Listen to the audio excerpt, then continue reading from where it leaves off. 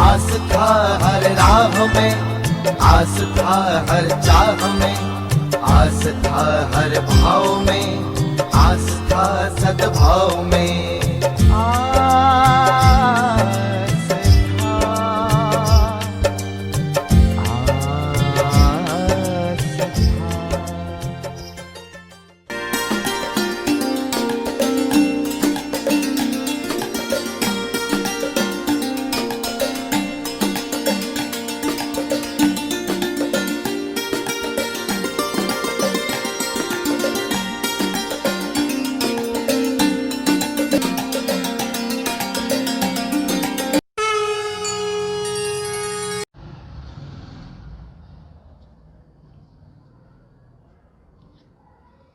ॐ नारायणं नमस्कृत्य नरो चैव नरोत्तमं देवीं सरस्वतीं व्यासं ततो जयमुदीरयेत्। आज 26/10/2020 में उपनिषद आश्रम उज्जैन से आद्योपांत आरंभ से लेकर के और लास्ट तक वेदव्यास प्रणीत शिव महापुराण का प्रसंग नित्य प्रति एक अध्याय का आप प्रत्येक श्लोक की व्याख्या श्रवण करते हैं। प्रातःकाल कुछ आवश्यक कार्य होने के नाते से, क्योंकि आज दशहरा भी है और नवरात्रि की पूर्णाहुति है, तो देवी विसर्जन आदि जो दिन में व्यस्तता थी, जगन माता की 9 दिन के लिए मूर्ति स्थापना जो अपने यहाँ करते हैं हम, तो उसमें व्यस्त होने के नाते से सायंकाल सुबह के सत्र का प्रसंग शाम को बोल रहे हैं। कल 39 अध्याय तक का रुद्र संगीता के सती खंड में आप श्रवण किया। आज 40वें अध्याय में नारद जी ने कहा, विधे विधे महाप्राज्ञ शैव तत्व प्रदर्शक श्राविता रमणी प्राय शिवलीला महाद्भुता। शिव तत्व के प्रदर्शक हे ब्रह्मा जी, ब्रह्मदेव, आपने आनंदवर्धक अद्भुत शिवलीला का वर्णन किया। वीरभद्र द्वारा दक्ष यज्ञ का विनाश कर कैलाश चले जाने के बाद क्या हुआ, हम आगे उसको सुनना चाहते हैं। तब ब्रह्मा जी ने नारद जी से कहा, हे पुत्र नारद, उस समय सभी देवता मुनिगण रुद्र की सेना से पराजित एवं छिन्न भिन्न अंग होकर मेरे लोक यानी कि ब्रह्मलोक को चले आए। मुझ ब्रह्मा को नमस्कार कर और अनेक प्रकार से मेरी स्तुति कर अपने कष्ट को पूर्ण रूप से कहने लगे। उस समाचार को सुनकर मैं पुत्र शोक से पीड़ित होकर, यानी कि दक्ष प्रजापति का जो सर था वो ऐसे मरोड़ करके हाथों से और यज्ञशाला में डाल दिया था। कटा नहीं था वो। अपने पुत्र शोक से पीड़ित होकर दुखी मन से सोचने लगा कि मुझे देवताओं को सुखी करने के लिए क्या करना चाहिए जिससे दक्ष जीवित हो और यज्ञ पूर्ण हो। हे नारद, ऐसा सोचते ही मुझे सुख नहीं मिला। तब मैंने विष्णु का स्मरण कर उचित ज्ञान पाया। उसके बाद में देवताओं और मुनिजनों के साथ मैं भी विष्णुलोक को गया, जहां भगवान वैकुंठनाथ विराजमान थे। वहां पर गए, वहां उन्हें प्रणाम कर, क्योंकि ब्रह्मा जी के पिता भी हैं और ब्रह्मा जी के गुरु भी हैं विष्णु जी।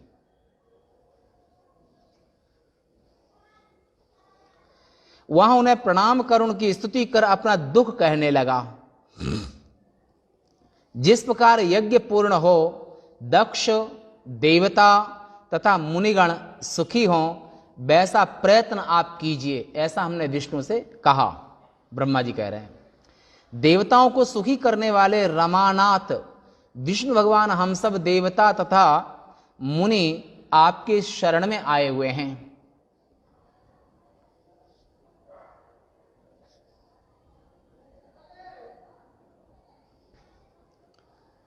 ब्रह्मा जी की बात को सुनकर वह रमापति शिवजी का स्मरण करके और दुखी होकर कहने लगे।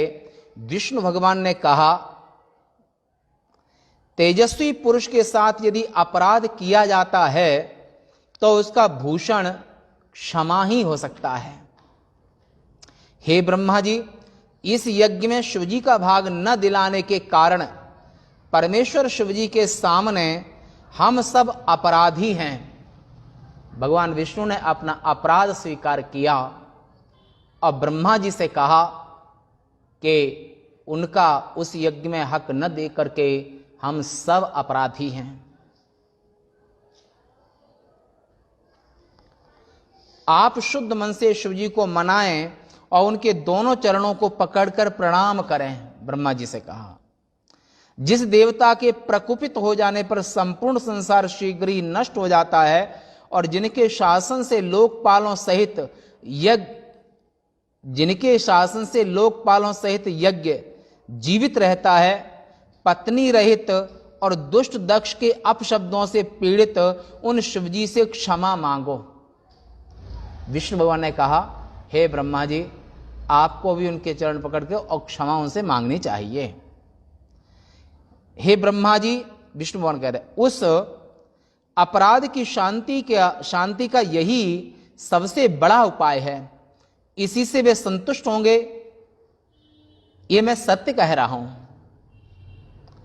न मैं, न तुम, न देवता, न कोई शरीरधारी मुनि आदि उनके तत्व तथा बल वीर की सीमा को नहीं जान सकता है। वे असीम हैं, अनंत हैं, ब्रह्म हैं। आत्मा राम उस परम परमात्मा के साथ विरोध करके कौन उपाय किया जा सकता है? हे ब्रह्मा जी, मैं भी आप सबके साथ अपराधी होने पर भी शिवजी के पास चलूंगा और उनसे क्षमा प्रार्थना भी आपके साथ करूंगा।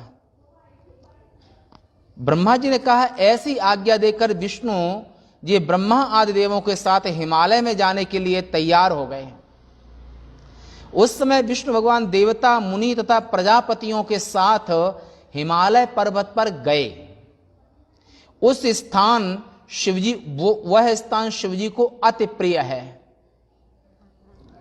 वहां किन्नर, देवता, अप्सरा, योगी, सिद्ध गणों से युक्त तथा सर्वोच्च हैं शिव। वह स्थान मणिमय चोटियों से चारों ओर सुशोभित था। अनेक धातुओं से विचित्र तथा अनेक वृक्षों लताओं से भरा पूरा था।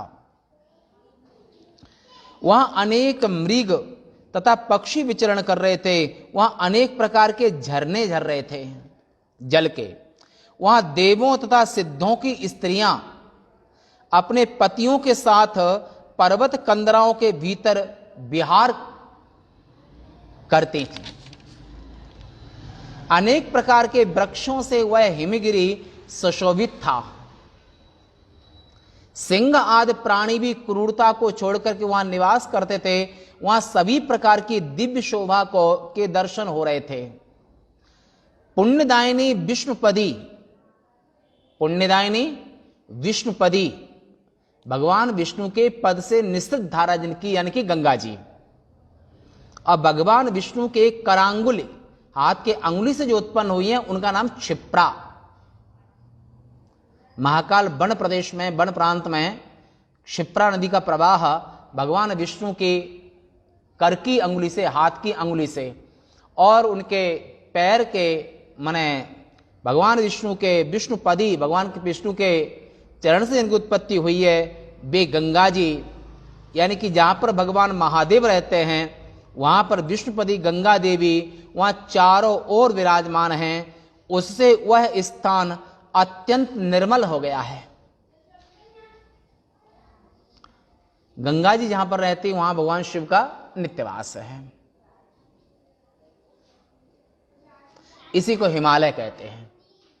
और गंगा के उद्गम से और गंगा का जो प्रवाह मन गंगा हो रही है, वह भगवान शिव का नित्यवास है।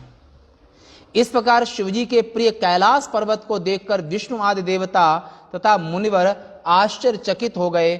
उस हिमालय के समीप में शिवजी के मित्र कुबेर की दिव्य अलका नगरी को भी देखा।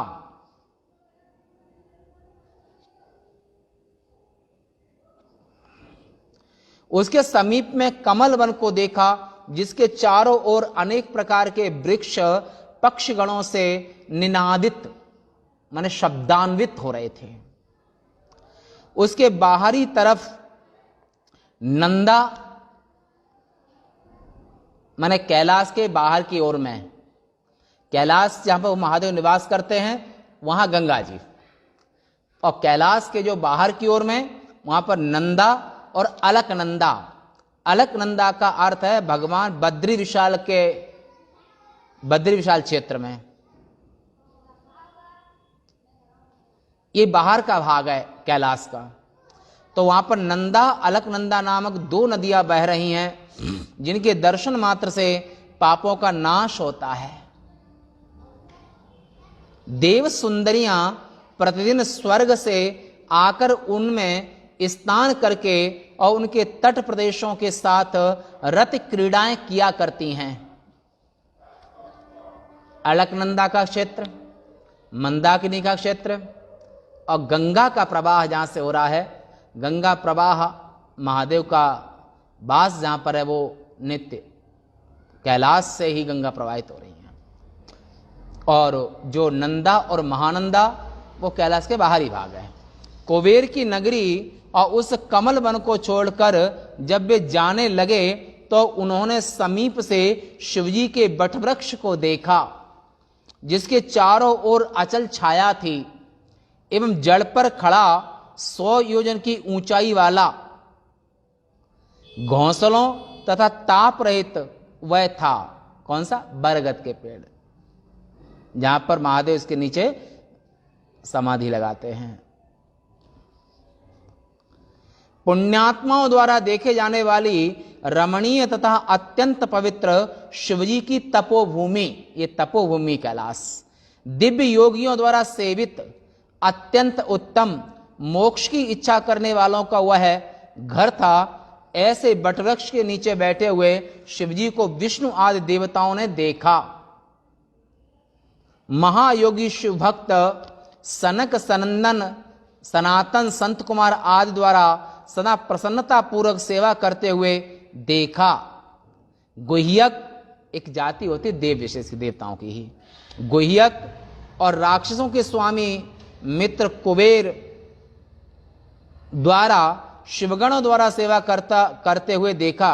यानी गुह्यक यानी कि इनका कुबेर की जाति है, और राक्षस भी महादेव की सेवा तो राक्षस भी करते हैं, तो कुबेर को महादेव का मित्र भी कहते हैं। तो ये गुह्यक जाति माने ये जो कुबेर की जाति वाले, तपस्वी के योग्य रूप को धारण करने वाले प्रेम से संसार के मित्र शिवजी को भस्म लगाए हुए वहां पर देखा कैलाश में। तुम्हारे पूछने पर कुशासन पर बैठकर जब वे ज्ञान का उपदेश कर रहे थे, तब उस उपदेश को सभी सुन रहे थे, सनकादिक भी।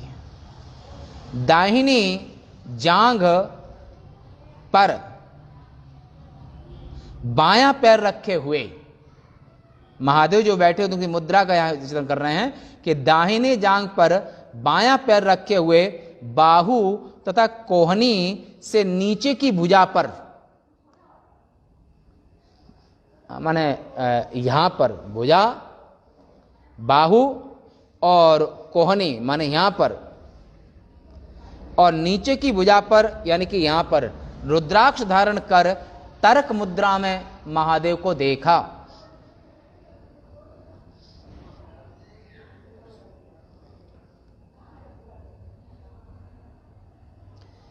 कृत्तोरौ दक्षिणे सभ्यं चरणं चैव जानुने बाहु प्रकोष्ठाक्षमालं स्थितं सत्तर्क मुद्रया। ऐसे महादेव का दर्शन विष्णु ब्रह्मा आदि देवताओं ने किया। शिवजी को देखकर विष्णु आदि सभी देवताओं ने हाथ जोड़कर नम्र होकर उन्हें प्रणाम किया। जब सत्पुरुषों की गति शिवजी ने मुझे आया हुआ जाना तो प्रभु ने उठकर सिर झुकाकर प्रणाम किया। तब विष्णु आदि सभी देवताओं ने शिवजी के चरण स्पर्श कर और प्रणाम किया। महादेव को सबने संसार को सद्गति देने वाले कश्यप मुनि को विष्णु ने प्रणाम किया। देवता, सिद्ध, गणों के स्वामी तथा महर्षियों द्वारा प्रणाम कर लेने पर देवताओं के साथ बैठे हुए विष्णु से आदर के साथ शिवजी ने कहा, सुर सिद्ध गणाधीशम महर्षि सुनमस्कृतम समुवाच सुरैर्विष्णु कृतसन्नते मादरात। महादेव ने भगवान विष्णु को सम्मुख करते हुए और इस तरह से महादेव ने कहा। ये बात कल करेंगे, आज यहीं तक। पूर्णमदः पूर्णमिदं पूर्णात् पूर्णमुदच्यते पूर्णस्य पूर्णमादाय पूर्णमेवावशिष्यते। ओम शांति शांति शांति। श्री महाकाल भगवान के, श्री शंकराचार्य भगवान के, अवंतिका नाथ के, शिप्रा मैया के। नमः पार्वती पतये। हर हर महादेव।